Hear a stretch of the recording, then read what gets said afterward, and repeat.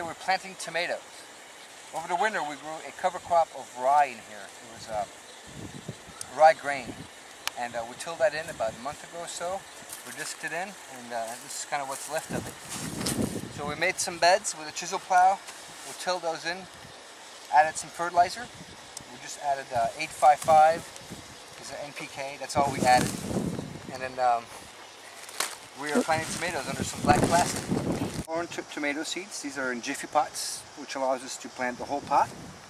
We take the lower leaves off. There's a lot of little hairs on the stem. I'm not sure if you can get a look of that, but can you see the little hairs on the stem of the tomatoes? All those little hairs will actually turn into roots if you plant it deep enough. So I'm going to try and plant it at least this deep. If you can even plant it this deep. The deeper you plant it, the stronger the tomato would hold up to heavy wind. So it's important to plant it deep. So we have this little tool. I believe we bought this from Johnny's Seed Catalog. It's really good. It's like a hand. We have 2 drip tapes on either end, right alongside the tomatoes. We just plant 1 row per bed.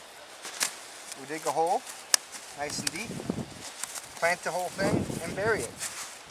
We will move on to the next.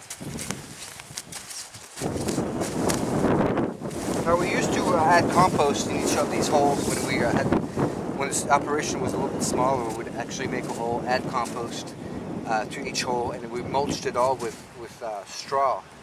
But we have grown too big for that now, so we're going to this system.